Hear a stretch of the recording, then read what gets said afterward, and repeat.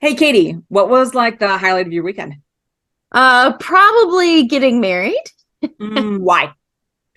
It was the most beautiful day. We couldn't have asked for better weather, a happier day, all that stuff.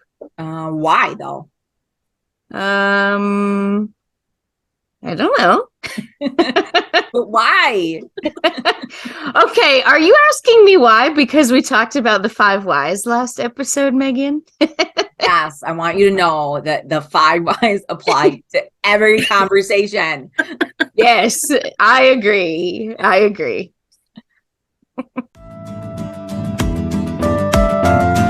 Welcome to Radford Design Thinkers, a brand new podcast brought to you by Radford University. Program hosts include graduate students in the Design Thinking MFA program, whose intent is to share how design thinking is used to improve meeting outcomes, training, teaching, and general human interaction through connections in psychology and design. With that, we welcome you and hope you enjoy.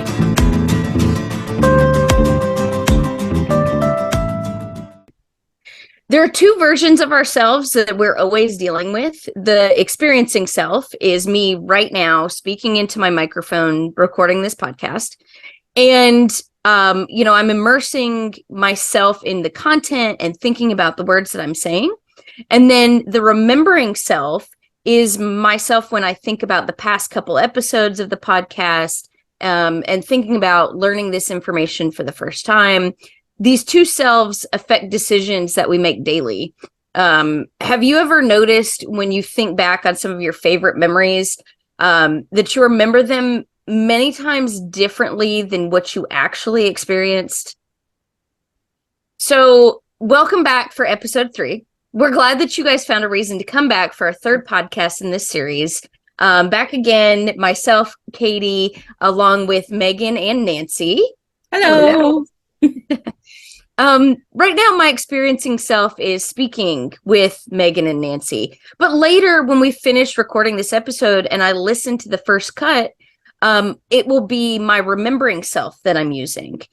Each of these two selves is impacted by the environment in which I'm experiencing it. That's why interviewers should rely on identical questions when interviewing multiple individuals for the same position, if they want to prevent personal bias. It's really interesting when you kind of get down to the nitty gritty of it. It's like hearing, and I know every single person either on this podcast or listening has heard, you're going to miss these days. I remember hearing that when I was in high school, which was a time I definitely did not enjoy just because high school wasn't my thing. Looking back, I look back and think of the novelty of being in high school with, my biggest worry was probably, what am I going to wear the next day? And like I said, it's not that I had a bad high school experience. It was just, I wanted to get out and go to college. I was not having any of the high school things. That was just not my thing. But we as humans remember certain situations, both good and bad, differently. Megan and Nancy, you guys both have kids. Have you ever been told the days are long, but the years are short? Oh, yeah, yeah.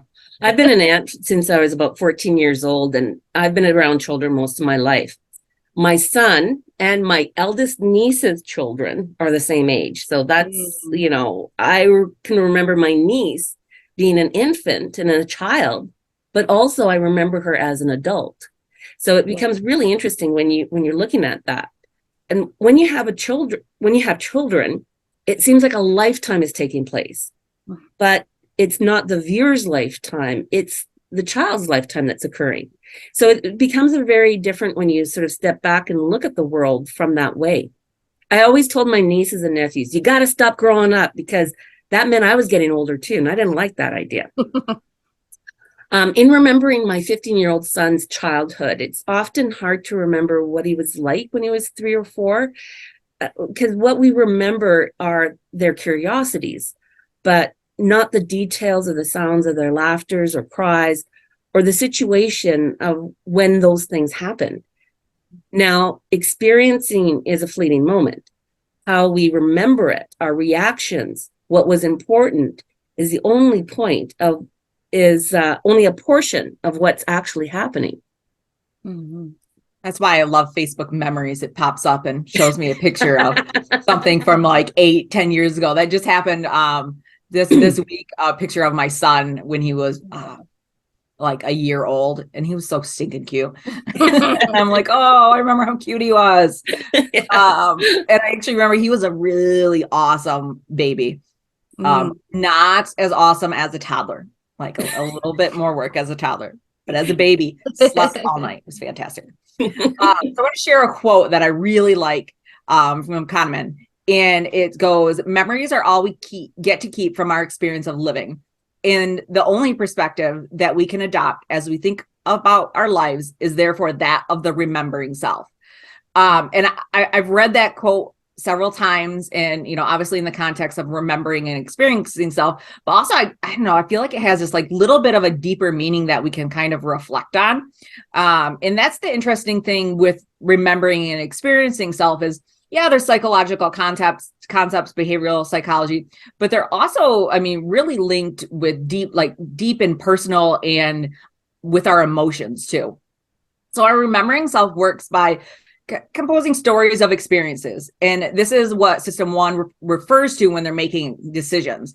It's how we decide on what vacations to take or where we're going to go to eat. These stories are generated by System 2. The experiencing self is prone to the focusing illusion. Often it's exaggerating the value of a single factor on the state of the moment. So just, recently I went to dinner with some coworkers and found out that this local restaurant I'd been to many times had gluten-free buns. And I was like, heck yes, because I wanted a cheeseburger so bad. And if anyone out there is gluten-free, and they will know the pain of going to a restaurant and watching just like this fantastic burger that you can't eat because they don't have one. So I was like very, very, very excited. But so pretty much every time I go to dinner with someone, I'm already disappointed because my remembering self is stressing out because it knows that the menu is not going to have anything or much that I can eat. So I'm stressing out. Like when I go into, sit down at the restaurant and everyone's having conversations and casually looking at the menu, I'm like, I'm really stressed out and focusing because I remember that last time I couldn't eat here, or last time I got sick after I ate this, and things along that lines. Mm-hmm. And this is what's really driving the focusing illusion. I'm already going into this, like I said, focus on something to eat that doesn't make me sick because I know from prior experience what has made me sick in the past. And, this whole thing just becomes stressful. Mm-hmm. And this directly impacts my experiencing self. So that's the emotions of the now. And that's where I'm really distracted from the conversation. I'm not engaging with my friends. I'm already setting myself to not have a good time. And really what that experience was happening with my experiencing self there is it's leading me into kind of some errors in my judgment. I'm going to most likely make like a really rash judgment or a quick judgment because I'm just trying to get out of the situation. So I don't have to think about this food anymore. So instead of asking about, a question that I know the answer is going to be like most likely no, I just don't even ask. Like I don't even ask if there's gluten-free options. I just feel disappointed. And it's something I personally need to work on. But insert your meeting into that scenario on my dinner date. How many times have you gone into a meeting as your remembering self and remembering the last experience that you did have and setting yourself up to be, really disappointed and not there and experiencing it, at the moment. So all of these stories are really influenced by individual biases, fallacies, illusions. And that's where design thinking can really show us how to look at an entire experience over the value of just that macro experience. Yeah, I have a similar problem, but it's actually with shoes. I have very large feet for a woman. So when I go into a shoe store, I don't always look, I might look at the shoe styles that they have. And is there anything that might interest me? And then I ask the sales clerks, what's the largest size you come in? What largest size do you bring in? And they look at me like, what do you mean? You just order a shoe. And it's like, no, I need size 10 or 11. So many stores don't carry these sizes. So why should I even bother going shoe shopping? It's torture going shoe shopping. That's a real tongue twister to say. Shoe shopping. So my decision are based on my biases, our health issues, our perceptions. So the decision is based on the now, not necessarily the future. This is not good or bad situation, but understanding that the focusing on illusion of the now, our biases or perceptions, is evaluating my decisions. I'm aware that my system 1 thinking is at work. So I just had system 2 thinking working right now because I'm going to Montreal in a couple of weeks. And Montreal, I can get shoes in Montreal. Ooh. So I'm excited to go to Montreal because I was able to find a fantastic pair of shoes there last time. So now I'm like, oh, now I can go shoe shopping. Oh. On a side note, did you guys hear, it was in the US, this student athlete with a size like 22 or whatever shoe. Yeah, he couldn't find shoes for, I'm not sure what sport it was he was trying to play. And he couldn't find shoes. No one made his size. Yep. So he somehow got in touch with like Nike and Under Armour, and eventually went with Under Armour is making him a custom pair of shoes for free. Wow. I'm like, that is so awesome. It is. Because I can't imagine the stress of like his parents, let alone trying to afford the shoes for somebody with that size feet. But the stress that puts on you on a daily basis of probably only having one pair of shoes that even, fits. Yeah. So, and the other problem too is often when the shoe is larger, they charge more for it too. So there's lots of other things.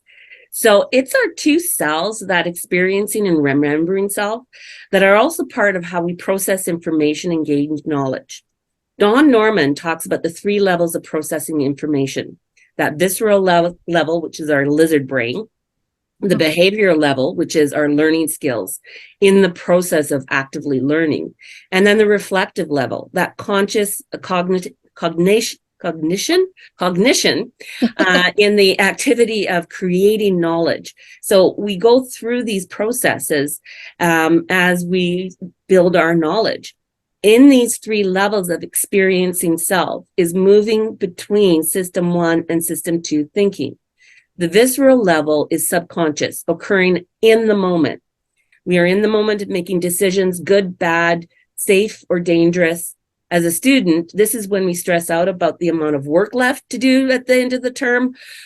And our system 1 thinking is active, reactive, not taking time to think. We're in the moment of the experience, and our subconscious begins to overreact.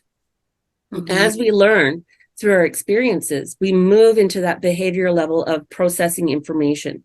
We're taking that experiences and examining what has and is taking place. The experience self is building knowledge. We could say that the process is now moving between system 1 and into system 2 thinking, moving to reflective level of processing information. We are now in that system 2 thinking. As a graduate student, we do a lot of system 2 thinking. We're asked to reflect all the time.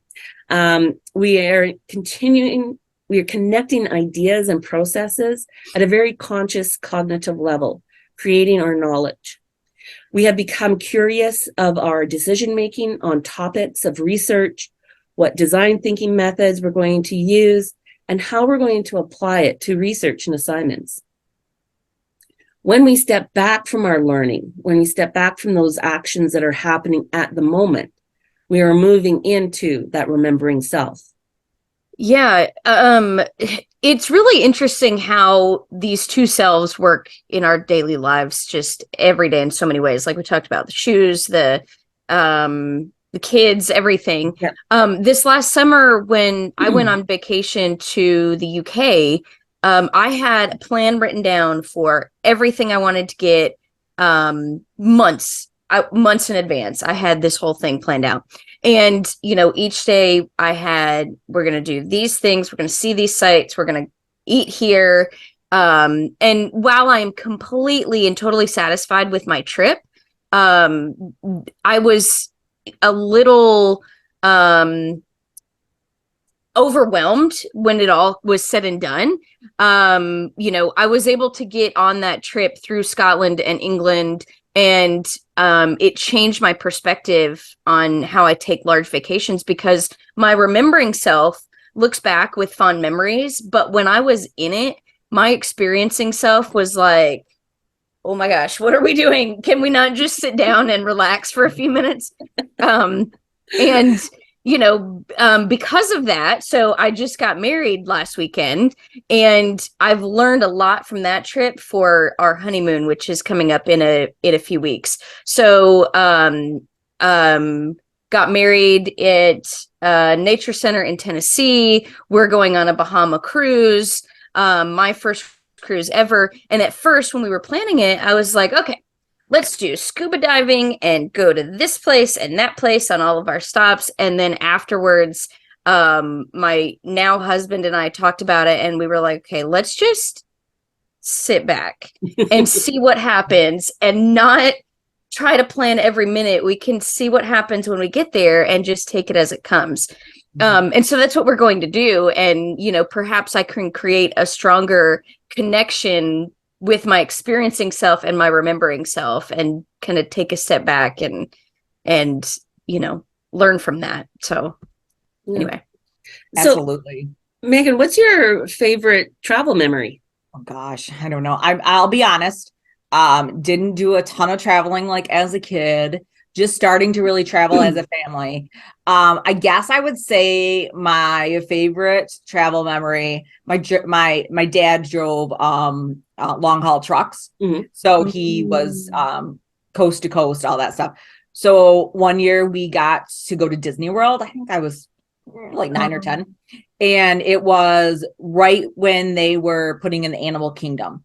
So the product he hauled was wood chippers. And so they needed wood chips for the animals. So it's pretty cool. So we got to go to Disney because he was hauling stuff and he could write it off on his tag. Cool. Yep. And I can say that now because it's been a long time ago. So anyways, so that's a semi. I mean, he had a large semi truck, so it had a bed in the back. But so it was my parents and then myself and my brother. But I mean, we were in this truck from Michigan all the way to Florida. We slept a couple of nights in the truck, which wasn't really I said to sleep like on the floor in this like weird nook thing. Anyways, so like at the time I was actually really grumpy. Like I was like the whole experience of driving down there in this truck and doing this, I was just like not happy about it. But like looking back, I chuckle and I think like, oh, that's a funny memory. Like it makes me happy to like know that we did that and it was ridiculous. So I mean, the only bad part of the vacation is we went in August. In Florida in August is a nightmare. Oh. Horrible. That sounds so cute. That's mine. I don't know if Katie has one or not. Yeah. Mine is I have a couple things, but since we were just talking about my trip to the UK, I have always wanted to travel more worldly. And this was my first kind of taste of that, and kind of proved to myself that I could do it, because I've struggled in the past with a lot of anxiety and stuff. And so big trips and big plane rides and stuff always kind of scared me. And I did it, and it was like, no problem. No. So it was a lot more meaningful to me than just, oh, this is a cool trip. So I would say that's my favorite as of right now. It's at the top anyways, but we'll see after you get back from the Bahamas, I guess. I know. That's a whole new experience. So, yeah.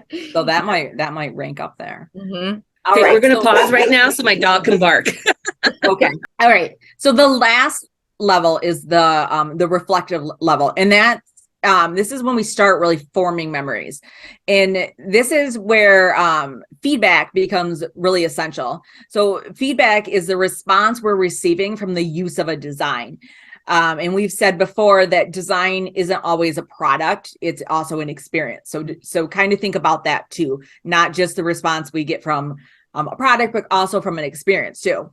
Have you ever had a set of steps that like you're constantly like, you always trip on the same step as you're going up? Right? I've seen some really funny videos actually of it. It's like they're recording it at a ballpark and like everybody's tripping on the same step. Yeah. So that is bad feedback, but it's, a fraction of an inch off. Like if just one step is just a fraction off from the uniformity of the others, it's going to cause us to trip. So, and that, like I said, not really good feedback to have, but it's feedback we're seeing. Or, the ding from your computer, when you've clicked the wrong button, or, even like your body's response to like weightlifting or working out. Those are all examples of feedback. And it's part of the discoverability of design. Too much feedback we ignore or we discard. Too little we get frustrated with. Even like they found that even 1/10 of a second is long enough for someone to give up if they don't get the proper feedback. And it's not very long. That's like, you can't even breathe in that amount of time. That's how impatient we are. I think of like, and I'm sure that's the study from now, but when we were, 20 years ago with dial-up internet, sitting here like, oh my God, it's going so fast. In reality, it takes like 10 minutes. We missed a guest because of the dial-up, because we were in an apartment and the intercom system was connected to our phone, but we had to dial up. So my husband was on the internet. So we missed a visit with my cousins. Oh my God. I was really fortunate because of my dad's business. We had 2 telephone lines, which was not common. So if we were on the internet and it couldn't get through, like you could call my dad's the other line and you could get through. So like it's not that way. But proper feedback, it indicates both that we're ready to move on and that something's complete. And we have to take responsibility for how that feedback's presented. And this is one thing that I really think design thinking can help with, because we're approaching things from a lot of different levels and empathy. And I think this affects me right now a lot, or it came to mind the most because I have a student who has seizures. But flashing lights, a lot of times, your computer, flashes something at you to indicate that there's a warning, or the fire alarms are flashing. And obviously there's times where that's necessary because we have hearing impairedness as well. But if we can avoid things that flash, then we're helping people who have seizure disorders and problems with those lights too. So my long getting about there, I guess, is that we have to really think about how that feedback is being presented, and we can't default to something that's just like really quick and easy, and that will work just for average people. We need to think about how it works for all of our users, not just our users that don't have, I don't know what the word I want to say, but don't have like conditions or restrictions or things along those lines. So our main point in this reflective area of this feedback is getting a system one's attention. So that's what we're trying to do. We're trying to get system one to pay attention to this initial feedback. And we really need kind of like a sharpness or sharp grab, like a quick grab to grab that attention and bring that awareness. But we can't stop there. We can't just like, ding once or flash once and say we're done, because that's not enough feedback. That initial shock of feedback doesn't do any good if we don't present an opportunity for system two to then like address the problem. If I can't locate the right button to move on or shut something off, then I'm just leading my users to frustration. So let me swing this back to like the experiencing the remembering selves, because I'm kind of getting over into like user design area here. So frustration that is caused by feedback failure affects both selves differently. Experiencing self has to handle the situation in the moment. It's affected by all of the life's experiences it's dealt with up to the point in that day. So therefore, each time I experience that failure, I may react differently. So like, right, that makes sense. So I'm primed with what is happening to me that specific day. Okay, so then, all right, so then like you're remembering self. So my remembering self, she's been here before, and if the feedback is correct and efficient, system one is just going to direct her quickly to the right solution, eliminate the frustration that happened during the first encounter and whatnot. About the remembering self. So my remembering self, she's been here before, and if the feedback is correct and efficient, then system one's going to direct her quickly to the solution, eliminate the frustration that happened during the first encounter. But if that feedback isn't correct, the feelings of frustration, irritation, and anger are all going to bubble up to the surface. And it's probably going to lead to like giving up on the encounter, or throwing something at the computer, or something maybe not good. The window. Putting her out the window. Yeah, that sort of thing. So let me wrap this up with one more comment on feedback. So as children, we're given time limits as like a form of feedback. 15 minutes for lunch, 10 minutes for reading, do the dishes and you'll earn 15 more minutes of screen time. Or that's what I tell my kids, and they hate it. Oh, good Lord. But time limits help us be productive. So we spend less time circling tasks when we have a time limit, because we know we're on the clock. We know that we're going to run out of time, and we're going to be held accountable at the end of that time. And we consider this a lot in our design thinking methods too, on how we set them up. And like really in particular, like when I think of the time limits and the different opportunities that Luma has presents with their design thinking strategies, is I'm thinking of on the radar. And this is a big one that needs a time limit. So when we're using on the radar, our goal is to eliminate second guessing. We want the first initial response that comes to somebody's mind. So we have to have a time limit. So that first round is all about priming our group for the problem they're trying to address.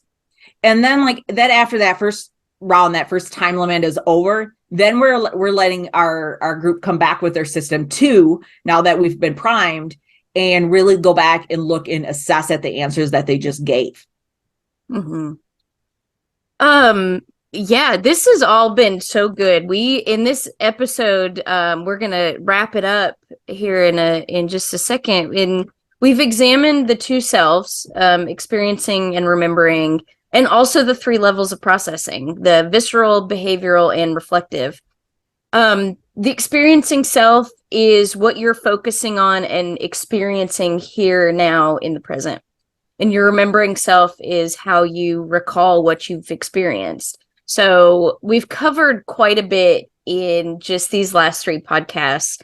And we certainly thank you guys for sticking around and coming back for us. We're inching closer and closer to the end of the semester for us. Some of us are already there.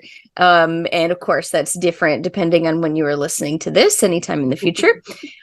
We do have one more podcast to wrap up this series, but if you have any topics that you'd like us to cover in the future, let us know in the comments below. We are always interested in and want to provide things that you guys are interested in. So join us for our next episode, which will round out the semester and this series.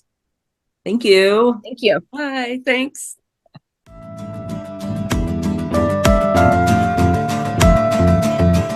Radford University is in Radford, Virginia, USA, but is accessible worldwide with online programs such as the Design Thinking MFA. If you're interested in learning more about our program, please check out www.radford.edu for more information.